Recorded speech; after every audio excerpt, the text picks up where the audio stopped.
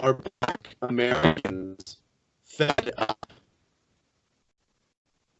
Oh, yeah, I'll leave it there. I guess Black Americans not necessarily fed up. They're waking up because um, I will give the establishments credit. They've basically been able to successfully keep most people, most average Americans, in just a little fog, a little funk, where they didn't quite know everything that was going on. You know, you were up in there and they were feeding the stuff. There was so lack of information coming in and so little getting, that the people really didn't understand. I think one of the things that we sit and talk, everybody goes, oh, yeah, how do you talk to the Black Americans? How do we get an inroads? I say, guys, you have to blame the Republicans for this. They messed up. They abandoned the cities and they abandoned the areas. So it's like when you're going to talk, here's what you got to recognize. You go down to Mexico, heck, go to Spain itself. I was like, yeah, you go speak to somebody, goes, hey, how's it going or something like that. They won't understand you generally. Why? Because they speak Spanish. It's like some may or may not speak English, but generally it's their country. That's the way that they speak. When you come into the Black America, like in the inner cities, a lot of times the education system, as we're starting to see, and the information has all come from one side. It's only come from one side. So basically, that's the only language that they know. That's all from pre-K through 12. You see it now as they're talking about the schools. Oh, we want to put this in the schools and all this other nonsense. And the teachers. And when the Republicans bailed out of that and they left almost 100% control of the education system to the leftists to be able to put the indoctrination in all the way up through colleges, and you're seeing it now. You're right, So now you're coming in there and it's essentially they don't understand what you're talking about. It's not that it's like they've never heard that language before. So now you're going through, it's like, well, I'm frustrated they don't like it. It's like, dude, if you go to Mexico or Spain, why are you getting frustrated? You first have to learn and adjust their language before you can get you're going to have to translate it a little bit. And as you see, the disconnect, and it's a strong disconnect between what being taught in the school and reality and what the media says in reality. It's lie. Yeah, they have been lying. How do you bridge the gap? How do you communicate between the two groups? Um, when you're communicating, what you do is you sit and listen. And when I say quality of life and things like that, translate it into something that they can relate to first. So instead of going up in there, Planned Parenthood bad, or something, well, this is conservatism and all the other stuff. Dude, I really don't know what conservatism is. I really don't. But I know that there's a system of values that I've been raised with that I like and understand, which happen to be when you do the, check the box. Oh, that's conservative. It's like, yeah.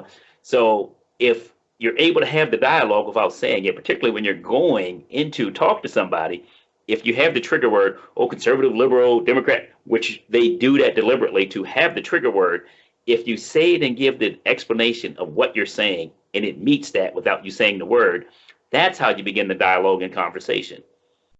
And after a while, then you introduce the trigger word. But once you start with the trigger word, boom, defenses are up. They're not going to listen to you anymore. But you go sit down there and you go talk strong family. Everybody knows strong family, nuclear family, work hard, all those things. And you sit and talk and, you look at the studies. Oh, it's like, oh, yeah, go to church. That's the Black community. But you go, oh, yeah, but they're looking at this. It's like, no, because the indoctrination, the education has told them that this other side is this way. You've got to go this way.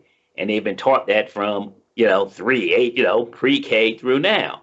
So you have to, in order to break through that, you got to get them back to what you naturally are, and then get them to open the eyes of the deception.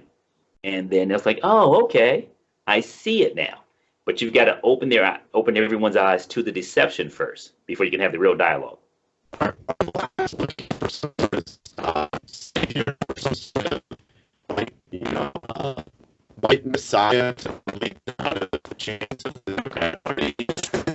What they're looking for, or I think you asked about it like a white messiah with the Democrat Party. That's one of the biggest. I think that's one of the biggest things of going through there now. And it's like really starting to talk to people, particularly Black people and white people, and like it's something that white conservatives got to really sit and talk to them. Hey, look, guys, you guys got to really step up in this fight against white, what do they call it? Not white nationalism. What is it? White supremacy, white, what do they call it there? White, whatever the heck it is. It's something.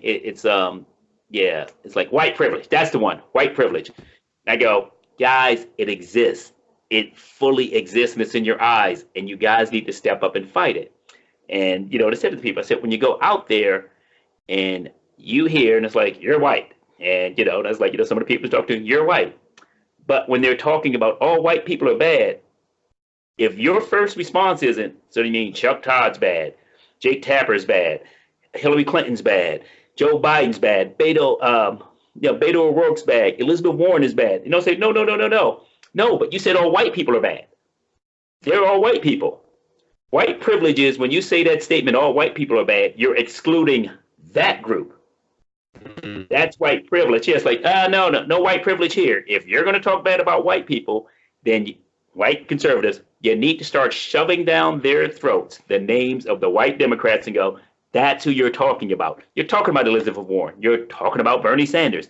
You said all. All means them. That's who all means. All means Nicole Wallace on MSNBC. All means absolutely. Those guys on was that 60 Minutes, and you start naming the names, and you go up there, and it's like you're white and you're conservative. Go, no white privilege. If you're going to say all are bad, that means all of those ones that you're talking about, all those ones that you go out to dinner with, all those ones who you party with up in the Hamptons, you're partying with a bunch of racists. Because you say all white people are bad, all white people are a bunch of racists, but you were up there with the Hamptons with a bunch of racists. What kind of sense does that make? Ammunition in the